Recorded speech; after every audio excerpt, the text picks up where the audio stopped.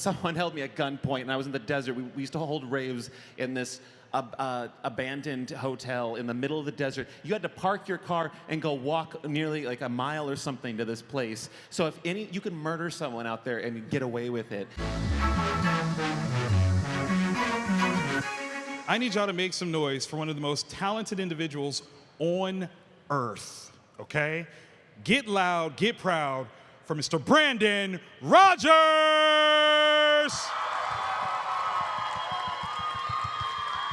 Yes, yes, yes.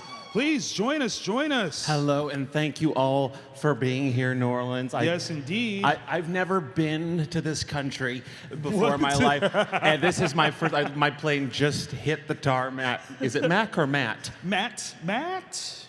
I love New Orleans. I've just had a wonderful time since landing here, and obviously the elephant in the room is my house might be gone when I get back home, and this is honestly the best distraction. Yes. I don't think I'm like pretty sure I'm fine. I'm not like I'm like right on the. I'm basically just on the red zone. Okay. Like okay. I'm right on the. So I moved everything I love to safety.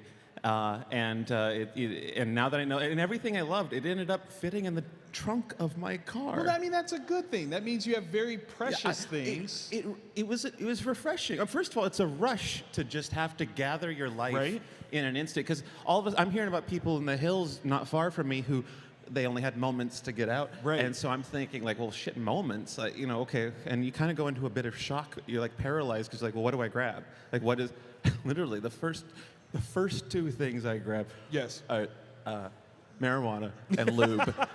Don't waste it. Marijuana and lube. And then I'm thinking, God damn it, why did I... So then I started packing Tums and things. Then I'm like, no, I can get these at a 7-Eleven. Anyway, so yeah, we haven't even started talking about whatever. But this is the point. We want to get to know you better, love you more. That's the whole point. I think one of the things that I love you. That's what I'm talking about.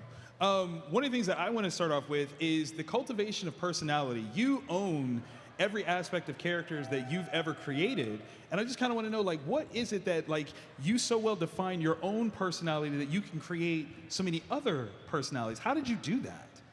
Well, a lot of them come from a really, like, a deep place of, most of them are tributes. Like, most of my characters are tributes to, character types or personality types that I really am fond of. Like Bryce Tankthrust, who's my CEO character. I've always, since a child, loved business women in the 90s. Like, prime Casper villain. Remember that? With the shoulder pads and the hair. Yes, I'm a corporate with my big. Oh, I remember the Rugrats, the mom, Angelica's mom, right? The 90s had some fierce business women, and so that growing up, I just kind of admire. And I think just like a lot of drag queens, we all have this like character type we've admired since childhood, and we don't know why. And then drag comes along, and you're like, oh, I can express it this way. And I think a lot of my characters are just me kind of materializing my version of that. So like my version of a corporate executive woman from the 90s is this, this woman. Yeah, it comes from very fond places in my heart. My grandpa character is based off of my actual grandpa. I have a mom character is based off of my mom. Yeah, it's they're personalities that I feel like I can easily improvise in because I feel comfortable within them, and so I feel like because a lot of them you have to improvise. We do a lot of stuff in stores and in public, and you only get one take with a lot of that. And so you got to know, and also if you're talking to someone on the street, like you have to know what that character is going to say immediately back to them, and it's hard if you don't fully understand. That's so true. I definitely understand like what my mom would say back to these people, or what my grandpa would say back, or what either the '90s corporate lady would say back. So yeah, it's fun, and it's like a form of escapism for me too. I feel like I get to step out of my life for a minute and then kind of deal with this person's problems for the next few hours, and I get to take off the costume, and then none of the consequences matter because it was all a world of make-believe. I do wonder what people think in public. A lot of people film when we're filming. They're filming us, and I've never seen any of the footage. But I know there's footage because people start pulling out their phones and filming what's going on, and I'm always curious, like what kind of like Bigfoot camera style footage of me like zoomed all the way in doing something in a parking lot. Like there's got to be some good I footage think that out needs there. to be a new character that you do. Like the person that films you filming Yeah, is a doing- character now. If you had to pick 4 influences to your sense of humor, your sense of comedy, Yeah. that would go on your Mount Rushmore, Yeah. who would it be?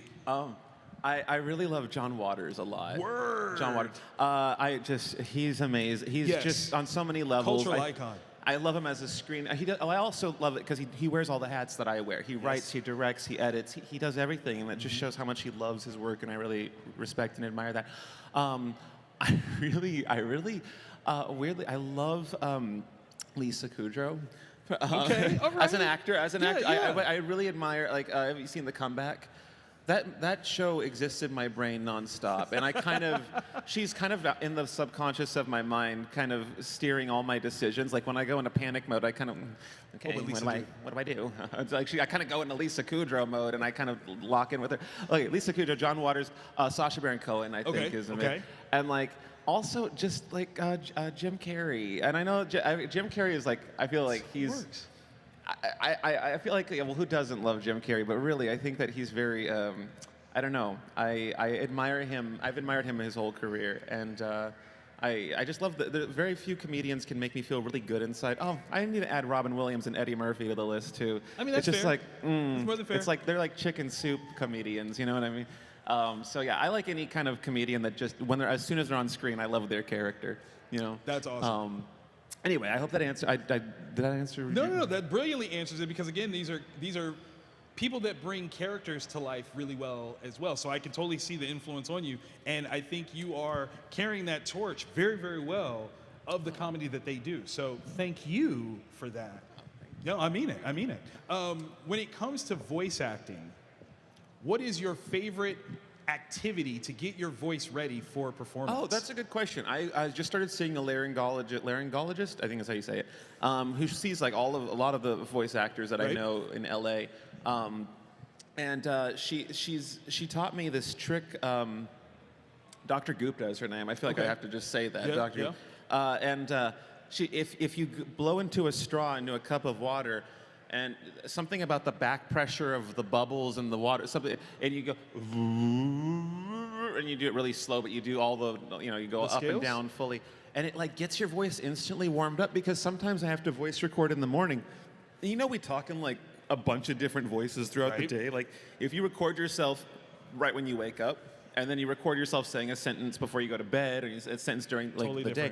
You like talk in different pitches throughout the day, and different kind of, your voice just sounds different. And so my voice sounds best after, like right now I feel like my voice is nice and loosey-goose after talking, during this panel.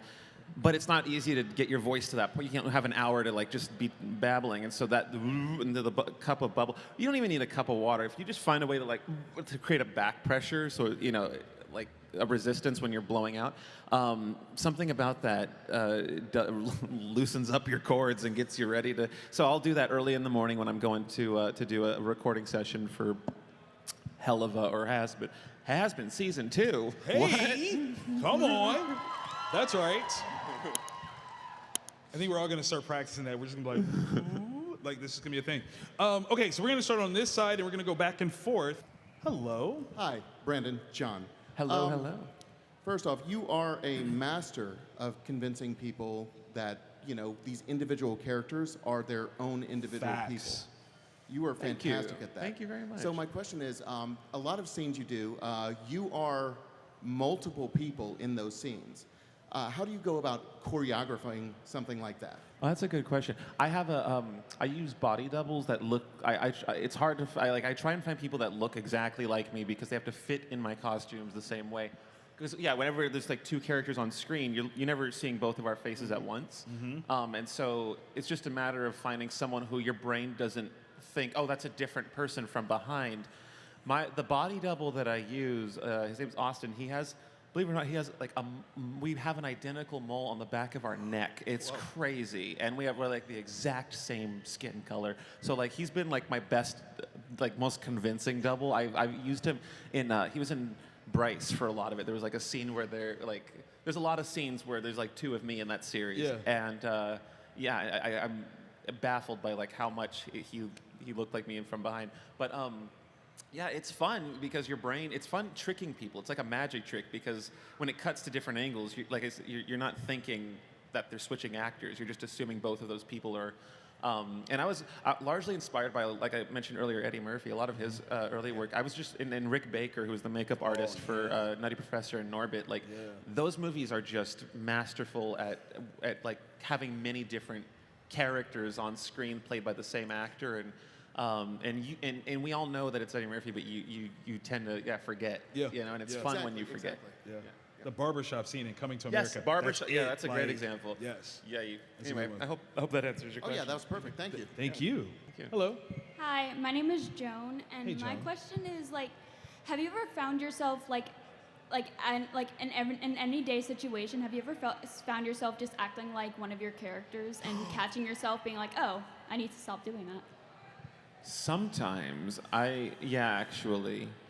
If I'm wearing a suit, sometimes I find myself acting a bit like Bryce. Or sometimes, actually, just looking at myself in the mirror today, I was like, I caught myself going, "Oh, bro, come on, man!" Like I felt just because I look like a suit. Anyway, sometimes if I look like a character, or I'm dressed like one, I feel like that elements of them might seep into me. If I'm wearing short shorts, I might be sitting like this. You know what I'm saying? Yeah, and that helps me get in the actually. Wearing a costume helps me. Like if I'm trying to come up with a video idea for my mom character, sometimes if I just say fuck it, let's just roll camera today, I'll get in the costume. Once I get in the costume, if we have no concept, I'll look in the mirror and I'll already know kind of what to say and do in the video. It's very powerful changing your appearance and then seeing yourself. You kind of adopt to what you see. It's Thank you. Awesome. Thank you. Hello. Hi there. My name is Carrick, and one of the things I respect most about you is how you are, especially with your live action videos, like you can be like fearless sometimes in like these public situations. And I've always been curious about like what is like the most like, and it's okay, you don't have to answer this if you don't want to. What's No, the you most have to. trouble you've ever gotten into? Oh like, yeah, no, you have to answer this one. like doing a crazy stunt or just like in a public place like that. I almost fought this guy in a parking lot dressed as Helen. Which Helen is she's, if those of you who don't know, she's my hall monitor character. She's one of these. And and I was doing a sketch at a pub. It was a public wildlife reserve, like almost like a hiking park area. I don't know. It was somewhere where it was like state owned, so I knew we could just probably film there. And we weren't. No one was in the background of a shot, but someone saw us. One of the rangers saw us, and he told us to leave. And he followed me all the way to my car, and he was like wanting to, and I didn't want him to see which car was mine. And I remember he just kept like staying up. No matter where I went, he was like on like 5 feet from me at all times. And so I was like, am I either gonna outrun this man as Helen, or I'm gonna fight him as Helen? And it almost did come to that. Wow. But then I found out, I can run. So I ran. And actually, that's not the first time. A lot of times I've had to run. And you just have to have camera people who are quick. Yep. Yeah. For their sake. Yeah. Yeah. You write that into the sketch. And then we run. Yes. Yeah, That's the epitome of fight or flight. That's it. That's it. You know what? I'm so sorry. I need to use the rest of this time to talk about this story. But someone held me at gunpoint, and I was in the desert. We used to hold raves in this abandoned hotel in the middle of the desert. You had to park your car and go walk nearly like a mile or something to this place. So you could murder someone out there and get away with it. And we would hold these parties out there. And one day there was these 4 teenagers with shotguns. And I tried acting tough in front of my friends. I was like, my dad owns this land. You got it. You're the ones who have to get. They fired that gun past us. Then they got on a quad and they held the guns at the back of us as we walked back to our car that whole mile on this bumpy dirt road. And that's the story. But anyways, has that helped me film videos? It definitely has helped me be a lot more brave in danger, because after going through that, I definitely feel like a lot of other stuff isn't as scary. And so I'm sorry, I had to go through that again. I haven't talked about that story in a long time. Wow. But yeah, so that's funny that you knew about that, though, because not a lot of people saw that. That's one of my favorite stories. I, too, have been held at gunpoint, so I feel for You have? Really? Oh, yeah. I used to work on Bourbon Street for a while. Is that not the? Oh my God! I'm so. That is the most horrible feeling having that happen. Oh, I'm so. Well, hey, look, we're both here. Yes. They Yeah, failed.